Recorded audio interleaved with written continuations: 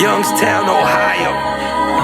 What's cracking? Hey yo, making it big, making it big. Dream of living wealthy and making it big. Making it big. What's up, gang? Welcome to another episode of the Grindcast. Get ready. It's a new day, and get ready for my man Dalton Rosta in the house. What's up, big dog? Nothing much. What's up? Ready to rock and roll, man. Ready to expose some folks to the future champ. Yes, sir. So my man Dalton Rosta, Newcastle, Pennsylvania product, undefeated in boxing, currently undefeated in MMA, 23 years old, and an absolute humble beast. So I want to introduce some folks to you that never have heard about you and heard from you. Why don't we rewind the tape and start off with where you were born, where you're from, a little bit about your upbringing, and how you got started and everything. I'm from Newcastle, PA. I was born in Sharon. I grew up in Newcastle until about my third grade year. Right at the end of the school year, I moved to Arizona with my mom. My mom and my dad got separated, and I was there for about 3 years. Then first opportunity I had to come back to live with my dad, I did, which was sixth grade, and I was here pretty much ever since, except for there was 2 times where I was in Arizona again. My freshman year, I wanted to start wrestling again, and my dad was trying to get me into Laurel High School, which is right outside of Newcastle School District, and he wanted me to wrestle there. I wanted to wrestle, but the Whitfield wasn't going to let us. So I played football at Newcastle. Because you didn't go to school there. Yeah, I didn't. Yep. So we were trying to get the co-op going, Yep. and they wouldn't let it happen. So we were going to transfer. Now, before that, were you wrestling before that? I started off wrestling whenever I was younger, but I got out of it. My brother When you was went actually, to Arizona, you got out of it. Yes. Came back to Newcastle, you want to get back in it. Yes. They didn't have a wrestling program. Gotcha. And actually, if you want me to backtrack a little bit, I started boxing when I was like 11, 12 years old, whenever I first moved back with my dad. That's the first thing he got me in. There was no wrestling clubs or anything around Newcastle anymore. It was all for the younger kids. And everything that was here when we initially lived here before we left kind of like faded away. Yep. So he got me into boxing 11, 12 years old. Did that for about 2 years. Then he got me into jiu-jitsu. And kind of like a time issue with him working, I couldn't do both. So I was doing jiu-jitsu right after I got done with boxing. And I did jiu-jitsu with Mike Demko in Newcastle for about 2 years. And Sixth grade? Sixth and seventh grade, I boxed. Okay, yep. Second half of seventh grade and eighth grade, that's whenever I started jiu-jitsu. Okay. And I started with Mike Demko in Newcastle. And then that jiu-jitsu really made me want to get back into wrestling. So that's whenever we come to my freshman year, I'm trying to wrestle. I play football at Newcastle, and I couldn't get into Laurel to wrestle. So my dad had an idea, send me to Arizona where my mom was living. Her school district had a wrestling program. So I moved out to Arizona. Freshman year? Yes. Went to Arizona? Yes. With your mom and started wrestling? Yes. Moved to Arizona, wrestled for the whole wrestling season there.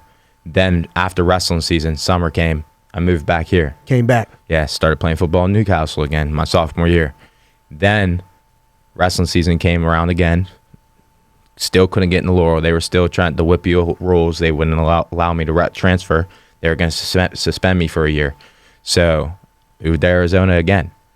And at this time, my dad was looking for houses in Laurel. Areas that you could wrestle in. Yeah. Let's just stop right there. That's crazy. This is one of the biggest things that stuck out to me about some of our conversations. I remember you telling me this, and I'm thinking, what kid in high school, as a freshman in high school, with all the distractions going on, you know what I mean? Girls, friends, all this stuff, says, you know what? I'm going to leave high school, and I'm going to go move somewhere that I haven't been around these kids, and just so I can wrestle. That's how committed you were to the game. And then would come back again to play football, and then boom, couldn't wrestle. I'm going to go back again as a sophomore. Very, very rare that you find somebody with that type of focus and ability to block out distractions.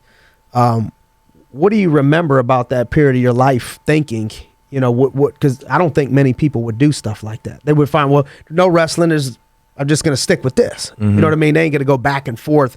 It had to be uncomfortable going to a new school. You don't really know people like that. You know, talk to me about that.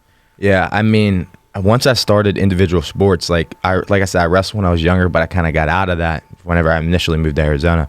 Whenever I came back and I started boxing, I just fell in love with individual sports. Like the work ethic and the grind for it is a lot different than that of a team sport. I mean, I love team sports too. Yep. I love football. Yep. I loved football. That was my first love.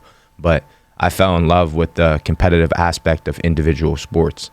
So, I mean, this is like when you box, when you wrestle, when you do jiu-jitsu, when you fight MMA, these are sports that how good you become is truly dependent on what you do. Yep. Nobody else. I mean, you could find help, coaches, supporters, family, training partners, but it's solely based off of what you're doing and what you're gonna do to become the best, if that's truly what you want to do. Yep. And like I said, I went from boxing, then I did jiu-jitsu, and I just like everything I was trying, I just loved it. So I mean, I remember wrestling whenever I was younger, and jiu-jitsu just sparked that again. So like I really wanted to try. Started to miss it, and you loved it, and you're like, man, I'm willing to move to do it. We were trying to find different outlets to get me into wrestling. I was going to wrestling clubs here before wrestling season even started, before I could even get on a team. Then he came up with the idea. He was like, why don't I send you back during the winter? You could wrestle, then you come back here. And then, like I said, my sophomore year, whenever wrestling season came around, he was trying to find houses for the following year so I could wrestle whenever I came back. I didn't have to do that again. I didn't have to go back to Arizona to come back to Newcastle. I didn't have to go back to Arizona and come back to Newcastle. So he was finding houses. He finally found one when I was wrestling in Arizona my sophomore year. So I moved back. Instead of playing football at Newcastle, we just completely transferred to Laurel High School, played football at Laurel, wrestled at Laurel. And I literally dedicated everything I could. I wanted to become a state champ. That was my goal with wrestling. I wanted to be the best in the state. I wanted to be the best in the room first. Then I wanted to be the best in the county, best in the conference, best in the section, best in the whip-field, best in the state. And I kept getting better and better and better. In the off season, I was going to 2-3 wrestling camps. My dad was sending me places. Like, he didn't even have money to send me. He was like digging up money left and right. However he can get more money to send me these places, he would. And I mean, like, I literally, he wouldn't be able to buy himself new clothes. He would literally take money out of his own pocket to eat just to send me these places, because he wanted me to win. He seen that I wanted that to you win. wanted it. Yes. Yeah. So he was sending me to these camps. He would literally get off work. He worked cement, so he worked CBS, and he drove truck for CBS. He'd get up at 5 a.m., go to work, start at 5:30, and then he'd be gone till 5 p.m. 5 p.m. rolls around. He's coming home. He's picking me up. This is the off season. He's driving me to Reynolds High School, which is in Greenville, which is 50 minutes away from Newcastle, Tuesdays and Thursdays to go to practice. That day only wrestled Tuesdays and Thursdays. So now he's looking for other places to take me on Monday and Wednesday. Yep. And this is when camps aren't around. Committed. Yeah. Monday and Wednesday he found Boardman High School, like in Ohio. Yep. So then he's taking me 35 minutes, 40 minutes over to Boardman, Ohio. He's taking me to these wrestling camps, Quest wrestling camps, trying to literally doing all this research now, to find. What made your dad get you into boxing? You said your dad kind of had you boxing early, and when you were younger. What was your dad? Was he from Newcastle, and was his background? Yeah, he was from Newcastle, and he grew up. He did taekwondo. He boxed. He was into martial arts growing up too. He was really big into fighting. Yep. He was the type of guy that, like, anytime, I mean, not that it's a good thing in the streets or anything, but like anytime there was opportunity for conflict, like at a softball game or something, whenever he's having fun, he's competing, he wouldn't shy away from it. If you wanted some, he was all for it. Yep. He wouldn't go out and start it himself, but if you stepped across a certain line, like that literally brings back a story where I was 6 years old watching him play at a softball game. Somebody, he hit a home run, and he, instead of running the first base and just jogging back home, because in softball you can do that, he jogged all the bases. So he was jogging from third to home. Somebody in the other dugout said something, like a smart comment. So my dad said something back. Dude came out of the dugout, and they were going back and forth. And my dad was like, you know what, I'm tired of all the talking. And he's like, why don't you, he drew a line with his foot in the dirt. And he was like, if you step across this line, I'm knocking your teeth down your throat. And dude stepped across the line, and dude, he hit the dude. Dude literally crumbled, like just fell straight down. I mean, you remember that at 6? Yes. So it was already in you. Yeah. You already was seeing that. You're wrestling, you're boxing. Your dad was aggressive, like that, and was into martial arts. So that's kind of how it came about. Yes. Yep. Yeah, and like I said, back to the wrestling. Like Monday, Wednesday, he had me in Portman. Tuesday, Thursday, he had me in Reynolds. He was sending me to wrestling camps. He was taking me. He was doing research Heard your online. sister's aggressive too. Well, Birdie told me your sister likes to get down. We'll keep that for another time. But yeah, so he was sending me to Quest Wrestling Club down in Washington, like literally driving an hour and a half, sending me up to Du Bois. He'd research these guys. I remember Tom Slay, undefeated in my junior and senior year. One of the better wrestlers in the state, contacted his coach, like, hey, can we come up and wrestle? My son wants to wrestle the best. And I would go up there, wrestle. Next thing you know, he has guys in there from Pitt and Penn State, like, training with him too. I'm like, this is what I need. So I would go up there on Friday nights. He would get off work at 5. Friday nights? We drive. How old were you? 16, 17. How many kids want to spend a Friday night like that? Yeah, this is what people don't see. Not many. That was years and years and years before you get to where you're going. Mm-hmm. That nobody saw. Friday nights, 16 years old, sacrifices being made from you, your father. Yeah, and it's not just me. How did you handle the distractions? 16 years old, who wants to go on a Friday night and do stuff like this? See, on Friday nights, in high school, everybody's about partying. They want to go out and hang out with their friends, Everybody having their little basement parties where they put on music, they're dancing and stuff, the girls grinding on the dudes. That's what everybody wanted, but I was never really attracted to that. Like I just wanted to play sports. That's what I loved. Yep. On a Friday night, I didn't mind going to practice. I don't know what it is. My dad kind of instilled the mindset in me, like, to be the best at whatever you want to be the best at. You got to put in the work. I learned that growing up young. Yep. And I truly just wanted to be the best. And so on Friday nights, that wasn't a hard decision for me at all. Yep. That wasn't. I've never drank. I've never smoked in my entire life. Still to this day, I'm 23 years old. Come on. Never had a sip of alcohol ever a day in my life. Come on. There's a lot of people that cannot say that. No. And I have one for you today. You know what I'm saying? You ain't got to do it. I handle it for you. Yeah, but that's great, man. That's great discipline. Yeah. So you were doing that 16. Was that junior year? Yeah, junior Okay, and senior year. You're driving back and forth, finding anywhere you can to get the best training. Just got my license too, so I have every excuse to just take my dad's car and go somewhere on Friday night. Hang out, My kick dad- it. Newcastle. I mean, Plenty my of trouble to dad get was into over there. my dad was lenient. My dad trusted me. He didn't give me a curfew. I can sit there and say my dad was strict. My dad was strict as hell, but he trusted me. He wouldn't, if I wanted to stay out past 11, if I wanted to stay out till 12, 11:30, even though the curfew was 11, he was fine with that. He trusted me. But he knew I wasn't going to be at any party drinking. Yep. He knew that. Like, honestly, out of all the years like I've been around with that, I've never seen a beer in his hand ever. Never talked to him about it. Never knew if he actually drank or smoked or whatever or not. But I've never seen it in his hand. Yeah. Never seen it in his hand. Never a beer in the house. Yep. Nothing. So that played a part in it. So you gotta, like, monkey see, monkey do. Type deal. Yeah. Yep. So Yep. everybody can, like, their parents can sit there and tell their kids, like, don't drink, don't smoke. But if they're doing it themselves, what type of role model are you? No doubt. So, and just like the effort that my dad put into making me better too, it made me, I knew what the effects of alcohol and smoking and nicotine and weed and, everything else. I knew what drugs, the effect they had on your body. I did all this research. I was doing this young. My dad told me about it. So when I'm trying to be best, I don't want to do any of that stuff. And, like, just to see the time that my dad put into me, like, literally when I tell you he would get up at 5 a.m., be off work at 5, we'd drive 2 hours. We want to get to practice till 7. Practice would start at 7:30. We'd be there till 9:30, 10 o'clock. Next thing you know, we're driving 2 hours back to Newcastle, midnight. He doesn't get to sleep until 1 a.m. He has to be up at 4:30. He's getting 3.5 hours sleep to sacrifice time for me to get better. Yep. Like, it has nothing to do with him. Right. It's nothing to do with him. He's literally sacrificing sleep. He's sacrificing gas money. He's sacrificing his time to make me better. Yep. So Everything. how selfish would it be for me not to put in that effort? For him to be putting in all this effort to make me better, and then me not True. want it as bad as he wants me to want it. Yep. You know what I'm saying? I agree. So, I mean, just So then how did you transition out? So that was junior, senior year. You're doing all of that. When did you start taking boxing matches? When did you start fighting MMA? How did that all transgress? Okay, so my junior, senior year, both years I got hurt right before postseasons.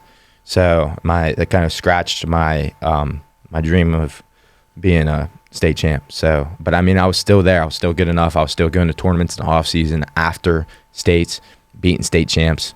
Major decision, some of them tech fall. Literally, I'm there. Like, everybody's like, this kid is good. Like, why hasn't he won a state championship? And it's just like I was plagued with injury, just wrong place, wrong time, working too hard at times when my body needed a rest, when I wouldn't listen to people. Like, I was hard-headed growing up still. I was hard-headed, and that's part of the reason why I work so hard. But at the same time, it came around to bite me in the behind a few times. Right. And, I ended up getting hurt, so after that, I still had wrestling scholarships. I mean, the colleges knew how good I was, so I went to college and wrestled. I wrestled for a year, transferred to Youngstown State, played football, got hurt. After I got hurt, got back into fighting. Then I started jiu-jitsu. What made you, do you remember what made you transition to Youngstown State and start playing football? Youngstown State was one of the places I had my eyes on for football after high school. I mean, I had scholarships for football and stuff too, and that was one of the places I wanted. What'd you to play go. in high school? Linebacker and running back. Okay. And I mean, that was one of the places I wanted to go to. So after I got done wrestling at Seton Hill, my dad was calling up Youngstown. He got emails and stuff. I got in contact with a couple coaches. I'm like, is it still cool if I transfer over and still come back and play for you guys? They said, yeah, they'd love to have me. So went over, played, ended up getting hurt, came down with another knee injury. And I was like, I mean, I only had a couple options at that point. It's work my way back up the depth chart, which we had 12 middle linebackers, and I was all the way at the bottom at this point because I missed the rest of the season, missed all spring ball. Yep. Or I was like, I can get out right now and chase my dream of being a UFC fighter, going to UFC, because that's something me and my dad used to. That's another thing. Me and my dad used to watch UFC fights all the time together in our living room, and that's something we always talked about. And it's an individual sport. It goes back to the individual sport thing, and so that's what I decided to do. And got back into jiu-jitsu, got back into boxing, was training really hard, training twice a day at this point, working, training, and going to school. So, I mean, it was hard, but working, training, and going to school. Yeah. So the things that I'm already pulling from this is, the sacrifices, the discipline that you've had, the sacrifices that you would make to, do all of those things. A lot of people would make excuses to not be able, I can't go to school, or I can't work, or I can't, you're working, you're training 2 times a day, going to school, that type of stuff. And I know recently you just graduated not too long ago. Yes. Right? Yeah, I graduated in December with a degree in finance. You're a penguin. Yeah. Right? Yeah. Come on. Love it. All right. So then you transition out of there, and how did you start taking your first, what came first, MMA or boxing? My MMA debut came first, okay. And right after that I had a boxing match. So this is how it worked out. I got back into jiu-jitsu, back into boxing, and I was training hard twice a day. Like I said, I was working just enough to get by, just enough to pay for training, just enough to pay for my gear, just enough to pay my car insurance, phone bill, gas, eat, stuff like that. And I mean, I'd look around and my friends, they'd all be going on vacations for spring break and stuff in college, and all buying new clothes and all this stuff. But I mean, that's a choice I was willing to make. I was willing to give up that stuff now to see it later. I think this is a thing that life is all about. Yeah. That, I know I preach constantly, but very few young people get this. I think that short-term sacrifice of things in anything will lead you to that long-term payoff. So you got to give up anything in life that you want to be great at. You got to give up something in order to go up. In order to get to the next level, you always got to give up something. And a lot of people want to go up, but they don't want to give up. And so what was it in your mind? If you had to teach it to somebody else, what are you thinking about saying, I'm willing to sacrifice, right now for the long term? I mean, if it's something they want right now, I mean, a lot of people like overspend as it is already. Mm-hmm. And I mean, they're just saying if you can't buy it twice right now, you don't need it. Discipline. And yeah, discipline. It goes to discipline. like you said, and a lot of people want that stuff like right away. They want like immediate gratification. They want immediate like results, but that's not how it works. Yep. So they have to understand that if they put that to the side right now and sacrifice a few things to get where they want to be, all that stuff that they want will come later plus double. No doubt. Yeah, it'll double in the future. Get interest on that. Yeah. Yeah. So, I mean, a lot of people don't understand that, and it's just like impatience. It's not being disciplined. Lack of discipline. Yeah. Man. So, the biggest thing is having discipline, having belief in the process, and being patient. Come on. So you jumped in, started training MMA, took your first MMA fight, then boxing thereafter. Yeah. Right after. How did things turn out? My first boxing match, or my first MMA fight was in Columbus. And at this point, like, I had all my coaches, all my trainers, like my jiu-jitsu coach and my boxing coach at the time. And once I took my first MMA fight, like, everybody was all for it. And we got a week out from the fight, and everybody's bailing on me. Like, I don't got a cornerman. Like, everybody's like, I can't go. I got this. I got this. But they were all for it. And so I had to find a cornerman. I ended up, one of my buddies I was training with, Steve Jones at the time, he offered to come and corner me. So he came and cornered me. We went out to Columbus by ourselves.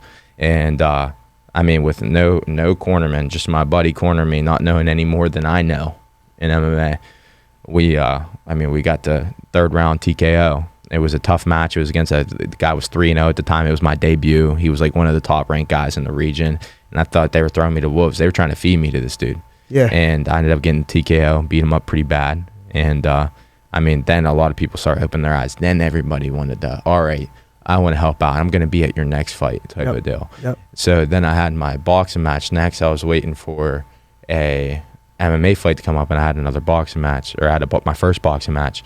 And I was a little nervous about this because even though I started out boxing, I'd never just boxed. So, like, I knew in an MMA fight, Secondary. if I got in trouble, I knew if I got in an MMA fight, if I got in trouble, I got that double leg in my back pocket. Yeah. I got a double leg in my back pocket. It never fails me. So I know if I get in trouble, that's my go-to.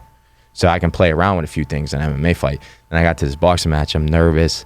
This kid has like 10 fights. Everybody's like in my head, like, that's a big deal. 10 fights is a lot for boxing, which it's not. Mm-hmm. It's not at all. But back then, a lot of people were in my head. They had me thinking it was. So I go to the boxing match. I'm warming up and stuff. I mean, I barely had any sparring going up to it too. And I'm just nervous. I was taking energy shots before the match, and my heart's racing. I can't breathe while I'm boxing. But I go in there and I get it done. I end up getting the win by unanimous decision. And that was one of my only. Where was it at? That was in Youngstown. Okay. And that was one of the guy I fought was from Strong Style too, and it's a big gym. Yeah. So I'm like, wow, this is really a tough situation for me. So I was a little nervous. This was one of the only times I was nervous in my career, and I'm sorry, but went out there, got the unanimous decision win, then started training hard again. And I was like, wow, I really like this boxing stuff. So went and got another boxing match before my next MMA fight, and won the second one by knockout. Not as many nerves. I mean, there's pressure, but not nerves. You know what I'm saying? Mm-hmm. It was a little different. Mm-hmm. And got a knockout in the second round. Then I went and had another MMA fight. First round knockout. Then went and had another boxing match. First round knockout. Went and had another MMA fight. This one's my third. It was in Mansfield. It was against a guy that was a 4-1 at the time, and everybody was talking him up, saying he's like brown belt in jiu-jitsu. Don't go to the ground with him. Me being a wrestler, I'm like, all right, I'm gonna end up going to the ground one way or another. But believe it or not, I was trying to strike. I mean, a good wrestler, I've been training jiu-jitsu 10 years. I'm a brown belt in jiu-jitsu. They don't give out belts in wrestling. You know what I mean? So I know, if you're a real good wrestler, I mean, that's almost like being a black belt. Yeah. You know what I mean? In a lot of cases that people don't understand. Yeah, with the top pressure and positioning and stuff like that. But you still got to go and learn submissions. You got to learn the defenses watch them legs, them leg locks. Heels, the guillotine. That's the go-to for a new wrestler. Yeah. They start sticking that neck out. You got to break that muscle memory. Yeah. So I'm with you. So what happened? Yeah. So went to Mansfield. This I actually cut down to 185. So all my other fights were at 205 and 200 for my boxing matches and my MMA fights. I cut down to 185 for this one because I believe it or not, I couldn't find a fight at 205 at this point. I'm 2-0. They can't match me with somebody that's 7-0. The commission won't approve it 8-0. So they're trying to find me a lower level guy with less fights, but nobody will say yes to it. And so I got this guy. This guy was looking for a fight. I was like, all right, I got to get on to 185. This is my one opportunity for another fight. And went down, and I'm the underdog for this fight. And I go in, and all first round, I'm just striking on my feet, like piecing him up, striking, doing a lot of damage, and he starts trying to take me down. And at this point, I knew I had him, so I kept striking away, kept dinging him up a little bit, and he kind of ran into a couple takedowns of mine too. He just ended up in my arms, so I went for the big slam, got the crowd going, and I mean, at this point, it seemed like he wanted me to take him down. He wanted the punishment on the feet to stop. And once we got to the ground, like all that talk everybody was doing about jiu-jitsu and all this, like, believe it or not, a lot of that stuff cancels out with MMA when you have punches raining down on you with top pressure from wrestling. Not everything will apply. And then you really start believing in your wrestling too whenever you're on top against somebody who's mainly a bottom jiu-jitsu guy. They aren't used to that pressure. They're comfortable. When they're good on bottom, it's because they're comfortable. Once you put them in a zone of uncomfort, then or discomfort, they really start panicking. They start making mistakes, and it just really opens things up for you. Long story short, I ended up getting the TKO at the end of the first round. And due to a doctor stoppage, actually, there was a lot of blood. And after that, went on to have another boxing match. I think I won that one by unanimous decision, if my memory serves me right. So how many fights have you had now total? I remember you told me you had 13 and 15 months. 3 boxing matches and 3 MMA fights at this point. Okay. Then I went and had my 4th MMA fight against another Newcastle native, g.r.i.n.d. He was undefeated at the time too, and it was really hyped up. We had like all of Newcastle there. I mean, for both sides, a lot of rooting against me, a lot of rooting against him, a lot of boos, a lot of cheers. Same city. It was really fun. There was a lot of crap talk involved, but I mean, it made it more fun. And then at the end of the day, I got the knockout for that one too, and then went on to my first title fight. And then this is where it gets like a little tricky in my career for me.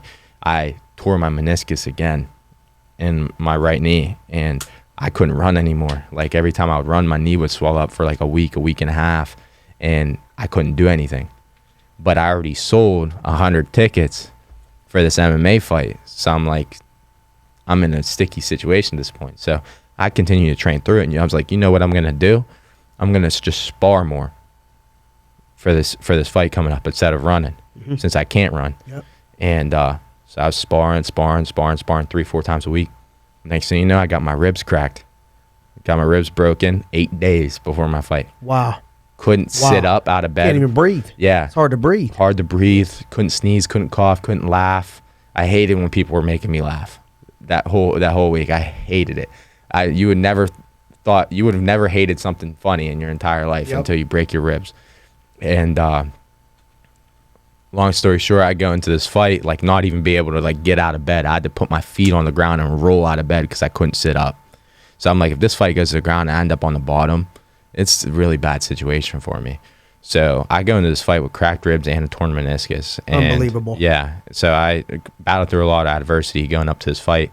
And it's actually against a kid that I wrestled in high school. And he was tough. I beat him in high school, but he was a tough wrestler. He placed at state in PA, which is a really good feat. PA is one of the best, no doubt. The best, not one of the best. I'm not going to lowball anybody. The best wrestling state in the country.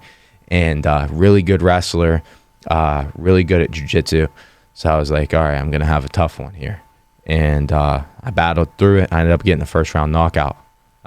Got on top and got it was actually a TKO. But I mean, I was really proud of myself at that point because I battled through so much stuff leading up to that fight. No doubt. And I still came out with the win. After that, had another boxing match, another knockout. Then I had my second title fight. This one was at Rivers. I believe you were there. I think this is how we ended up meeting. Yep. And that fight, I ended up getting a second round knockout. And that was 4 weeks after my knee surgery. I ended up going and getting knee surgery after that last fight. And this was 4 weeks after. I'm literally 4 weeks fresh off of a knee surgery. Still found out that I wasn't in as good a shape as I thought I was in 4 weeks. Takes a little bit longer than that to get back in the swing of things. Oh.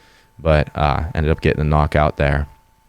And then I had another boxing match, which I won by knockout. And then I had my last amateur fight. But right before my last amateur fight, that's whenever I got a call from Bellator. And I actually got a call from Don Mazzata, my teammate, and he was like, "What are you doing right now?" And I was like, "Eating hotheads." So what's up? Like, I just got done training, went to hotheads, got a rice bowl with some steak, some vegetables, and he's like, "You have a second to talk?" And I was like, "Yeah." So we got to talking, and he said he got a call from a really important person, and so I'm like, "All right, stop beating around the bush. Who's this important person?" And he ends up telling me it's Rich Chow, who's the head matchmaker for Bellator, and he wants to talk to me. Long story short, I ended up getting signed, but the whole process started before my last amateur fight. So I had a lot of pressure. This is what, 2018? Yes. And I'm about to go into my last amateur fight, which is against Cody Brundage, who is a NCAA All-American wrestler. He's another tough opponent. All about testing myself. So I try to put myself up against the toughest guys. Yeah, because I don't want to regret it whenever I turn pro. And but so I have a lot of pressure on me at this point because now I have Bellator at my door, and I still have another fight against a really tough guy. So I have a lot of pressure on me, and there was a heated weigh-in. We had weigh-ins. We were in each other's face, pushing each other at weigh-ins. We weren't too fond of each other, and I ended up. Where did he wrestle at? Newberry, and it's Division II, and so he was a pretty good wrestler. But I out wrestled him in the fight, and the striking, he had like a weird funky stance, so it's something I had to adapt to during the fight. Like all training camp, I was getting used to this. I was preparing for this upright, normal stance, like normal anybody style. Else. But he came out real low, like I'm talking lower your level, double leg penetration, already step low, already yeah, down like there. Wow. Really low. It was really weird. And the front arms like dangling out here, just reaching for range. And then he's throwing it overhand right. So what I think, what goes through my head at this moment in this fight, I think he's either trying to catch me, because I'm an aggressive fighter. Yeah. I'm right in your face, striking you, taking you down, whatever. I'm always forward. I'm always pressing you. So I'm thinking their game plan, since it's amateur rules, I can't kick to the head. Let's get in this low stance. If he comes straight in, we'll catch him with an overhand right. Or if he comes straight in and misses a right hand and gets overextended, we're already low enough to just shoot a double leg on him. No lowering your level. It takes out half the movement. Yep. Yeah, so it was a good game plan thinking on it. But, I figured it out. So I was playing it a little safe on our feet, just like kind of setting up my shots. And he tried taking me down in the second round, didn't get it. He wore himself out trying to take me down against the cage. And at that point, I look at him after I get away from the cage. And he almost took me down against the cage twice, almost. But after I get away, I look at him. It literally looked like his soul left his body. And you stuffed him twice. Yes. That was the whole game plan. Yes, that was the whole game plan. And like he was tired. It looked like his soul left his body. And at that point, I knew I won the fight. And I didn't want to get too excited right away. So I kind of like played with my striking a little bit more. But I could tell he was still tired. He was looked over in between rounds. I'm good, standing straight up, not tired at all. He has his hands on the fence, head down. His coach is like doing this, telling him to breathe. So I'm like, all right, I got him. Yep. So I go out, and right away I throw a double jab right hand, shoot a double leg, put him right against the cage, took him down like that, easy. And got on top of him, passed his guard, got the full mount, and ground and pound. Got the. So tell me what. Right now you have one fight in Bellator. Yeah. Right, 1-0. First round knockout. Yes. First Minute, 30 seconds. First minute. Yeah. Pretty much of the game. Yeah. What things other than I think your skill set is good. That probably came from work ethic and putting in the work and the sacrifice. Other than that, any things outside of I'm just good. Where do you think you win? Where do you think you get an edge? What do you think's different about the way you prepare versus how other people prepare? It's just relentless work ethic. It's like I'm constantly like in the back of my mind, I'm like, I have to work as hard as I possibly can. I believe doubt only exists when there's a possibility that somebody's working harder than you. Come on. So If there's a thought in the back of my head and I knew I gave any inch during practice getting ready for that fight, any inch, if I was like, oh, I'll come back tomorrow, I'll do a little bit better, or add a little bit more in me that I didn't give, then that's when doubt starts coming in. It's like, what if my opponent didn't do that? Yep. What if my opponent pushed himself to absolute max every single time he was training? Yep. And now he's going to beat me. Now he has a chance to beat me. So you get a mental edge by knowing that I feel like I'm outworking my opponent. Yes. I know that there's no way that they're doing what I'm doing. So you start to already win the mental battle through your preparation and the way that you're getting ready. Yes. And MMA is one of the things where I don't believe you could be the best at anything. You can't, or everything. You can't. So even John Jones, somebody who's like, they consider him the greatest MMA fighter of all time, he has flaws. Everybody has flaws. But the good thing about him is he's smart inside the cage too. He uses his head when he's fighting. He doesn't just go out there knowing he's the better fighter and just try to get the knockout. He's real technical, and a lot of people have been criticizing him lately because of the way, like that Thiago Silva fight. He didn't go in for the kill when Thiago was hurt. Thiago still has knockout power. He's playing it smart. He's outthinking people. He's exposing their weaknesses before they expose his. That's what it's all about. You're not going to be the best at everything in MMA. You might be the best striker. You might be a better wrestler. You might be better at jiu-jitsu. But chances are you're not going to be better at every single thing. Yeah. Work ethic and grinding including, your gas tank included, your intellect during the fight, your fighter IQ included. So one way or another, the way I look at it, as long as I'm working hard, as long as I'm outworking them during the fight, they're not going to be better than me at everything. I will find out what their weakness is, and I will expose it before they find mine. 1 to 10, you think, say 1 is I'm kind of interested, 10 I'm obsessed with being the best. I'm obsessed with my game. What would you say you're at 1 to 10? Obsessed. I mean, there's no other way for me. I mean, I think it's difficult to be the best at anything if you're not obsessed. Yeah. Sometimes people, no matter what it is, if you want to be great, there's going to be times where you got to do crazy shit. You got to do stuff that nobody else is willing to do. You got to be willing to drive hours and no sleep and 3 days a week, 3 times a day, and almost obsess yourself where people look at you and be like, man, what's wrong with you, man? Why are you doing this? What's and I don't think you can do anything great and accomplish greatness without going to the place of I'm obsessed. Would you agree with that? I'd agree. Like there's the people that are great, the champions, the people that people remember, the millionaires, if your goal is money in this world, billionaires are the people that go places that others don't want to go.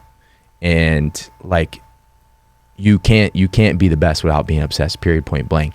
And if I want to be the greatest, I got to work like it. Everybody on this planet starts without working everybody. Yeah, everybody on this planet is human. So if somebody can do something, if somebody can knock somebody out every fight, why can't I? Amen. If somebody can choke somebody out with a rear naked choke or tap them out with an arm bar, why can't I? Why can't I get perfect, near perfect at that arm bar like they can? That's their signature move. Yep. If they can do it, why can't I? Yeah. Why wouldn't a person? Yeah. Why wouldn't? Why do you think somebody wouldn't? Yeah. I mean, are you asking me? Yeah, I'm asking you, like, why wouldn't somebody else?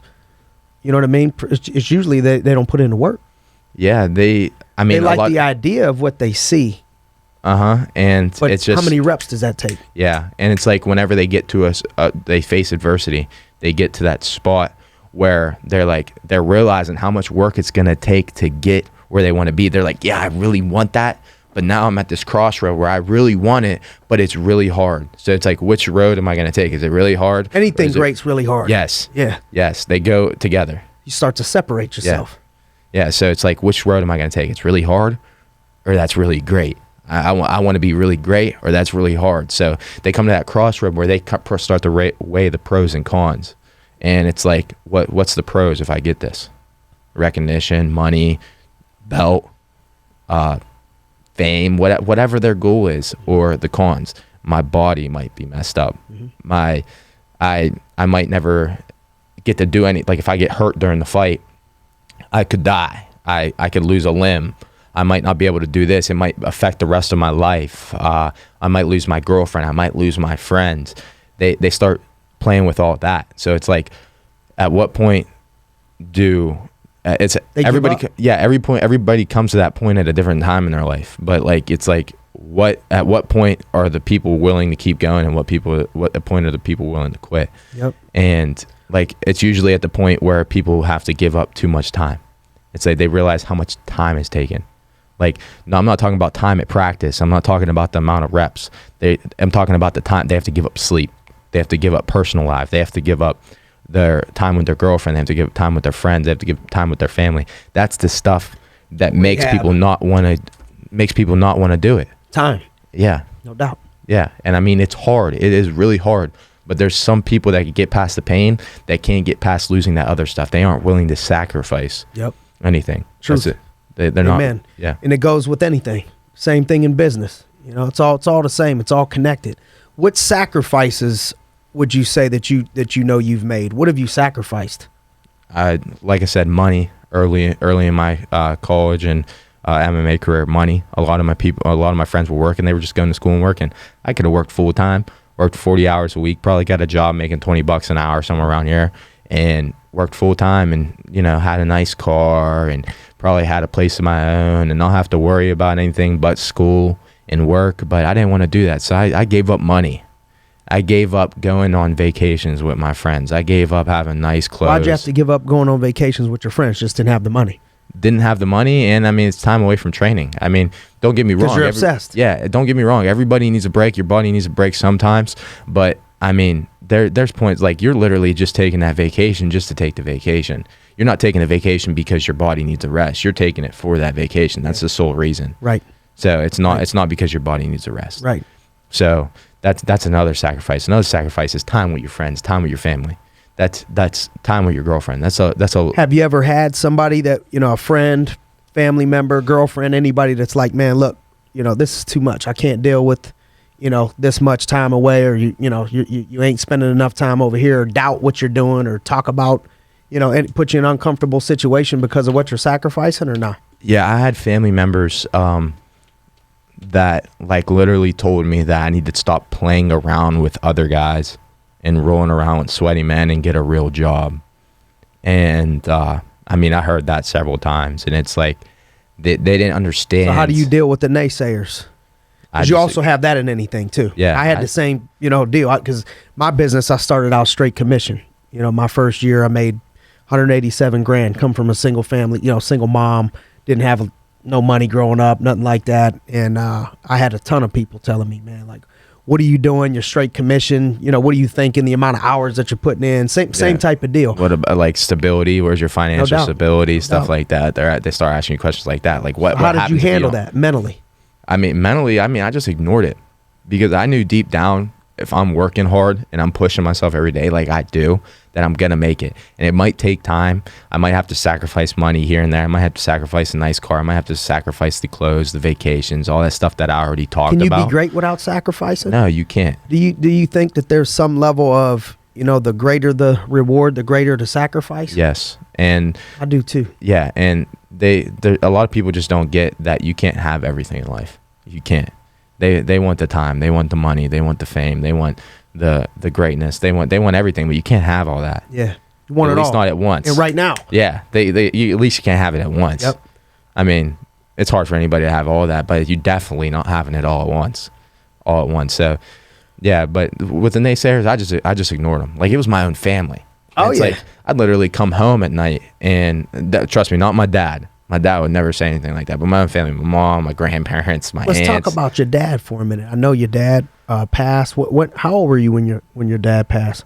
I was going into my sophomore year in high school. It was during the summer. I was 19 years old, so I was pretty young, and I mean, it was pretty hard. Now you ended up wrestling junior and senior year. Yeah, at the place he was trying to get you to go, right?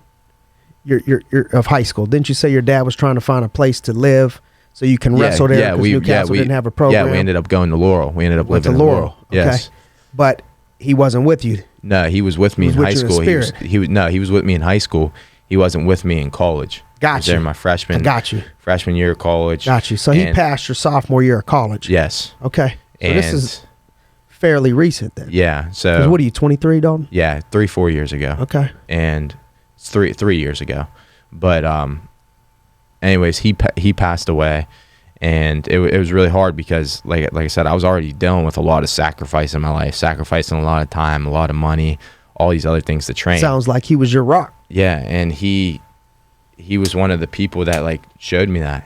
And like then I really wanted him at my first MMA fight, and I lost him for 7 months before then. And I was literally like, we were talking about it, how I was gonna have my first MMA fight, and then he got in a motorcycle accident. He was in the hospital. I mean, he was, besides broken bones, they were they were doing surgeries on his lower extremities, on his lower body. And I mean, besides that, no head trauma, no threat of injury or threat of death or anything like that. And we were just like talking about it, and there was no thought in either of our heads that he wasn't going to be able to be at my first fight. But there was complications with the surgery, and he ended up passing away. So he went in for surgery and wasn't expected to have any life-threatening issues. No, and it was his 6th surgery. He had 5 before that, and it was like within a week. Okay. And then he went into, they put him in a medically induced coma because his high blood pressure and his heart rate and everything started raising. Put him on a lot of antibiotics, a lot of pain medications, everything. And then his organs started failing. So, I mean, I was asking, I actually got kicked out of the hospital. I flipped out. I picked up a chair. I didn't throw it. I was about to. Where you at, St. E's? No, this was at Presby. Okay. And he got life flighted there. The accident was in Newcastle, and they life flighted him to Pittsburgh. He was in Presby for 2 weeks. Okay. And he was actually asking to be transferred to Allegheny because he didn't like how he's being treated there. I mean, I remember the first night in ICU when we went and seen him, the nurse tripped over his cord and ripped all of his IVs and everything out of him, literally the day, like right after his first surgery at ICU. So, I mean, I seen it myself. And so you were 19, 20. Yeah. And so how do you think how did you get through that? You know, I don't know if you ever get over that, but through that, you know what I mean? How did you handle losing, sounds like, your best friend?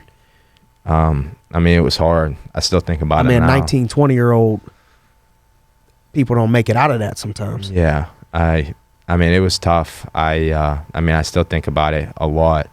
I try to keep my mind off it as much as I can, but sometimes, just like, you know, whenever I got the call from Bellator, first person I wanted to call was my dad. Yep. And I literally found myself going in my phone and clicking on my dad's name and going to call him, and then next thing you know, I remember. And it's like you literally forget. In like those moments of joy, you literally like forget what happened. Seems like you use it as motivation. Yeah, and I see you bring it up a lot. You know, I think when you win, when you're preparing, how often do you think about that during preparation? Do you think that you were able to turn a negative into a positive at all? Do you think you've used it as a way to give yourself some fuel? You know, how did you get through that, and how have you been able to use it, if at all? I mean, anytime at practice when something gets hard, where I really digging deep, where I don't feel like I have anything left, nothing in the gas tank, my muscles are hurting, my lungs are failing, I'm getting beat up at this point where I got fresh guys on me, and I'm 10 rounds deep, and there's 3 guys each round coming on me, and I'm on a 3rd guy in the 10th round, and I'm really trying to push myself to get up or get a takedown or a scramble. I think just like my dad would be yelling at me at practice, like to push myself, or like I just think of his voice in the back of my head. I can still remember his voice. There was many times where that opponent I had for the MMA fight, Trent Zadarko, the one I wrestled in high school, I remember specifically the wrestling match where my dad knew, like towards the end of wrestling match, no matter how hard I conditioned, I would always push the pace so much that I get tired. Mm-hmm. And I was up like 6-0 in the second round, the end of the second period, and he seen that I was tired. And like my coaches, no matter how many times I would tell them, if there's short time left, let me know. I don't want to give up a point. I'll hang on for dear life to hold him down and not give up a point. They'd never do it. And I talked to my dad about it, and I hear my dad screaming from the top of the stands, 10 seconds, Dalton. And I mean, just every single time something goes wrong or I hit a bump in the road, I think of that. So, I mean, I do use him as motivation. I know he'd be proud of me right now. I go and see his grave before every fight, make sure I stop over and visit. Love it.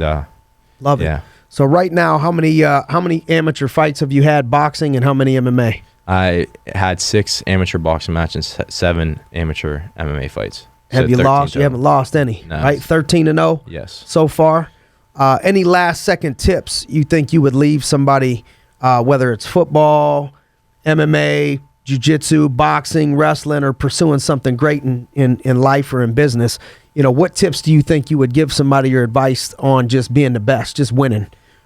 I mean, What do you got to do? If you want to be the best, you just got to work. Like you said, you got to wake up every day and grind. And there's going to be sacrifice involved. There's going to be things you don't want to let go that you love doing, that you love, just period. There's things that you love, but you have to give them up. You have to give them up. If you truly want to be great, there's going to be things that you love that you have to let go. You have to. Truth. And that's just part of it. It's just work ethic, sacrifice, and patience. Work ethic, sacrifice, and patience, man. I agree. Hey, everybody, follow my man Dalton Rosta. Is it that way on Instagram? Dalton_Rosta. Dalton_Rosta. Follow my man in his journey. I truly believe, and I was telling him today that, I've been around the game for, 10 years. And, there's been a lot of people that I've seen pursuing this journey. And I haven't felt this confident in many people that have crossed my path on where I think that your future is headed in the sport that you've chosen to pursue greatness in. And you're definitely one of the best that a lot of people don't know.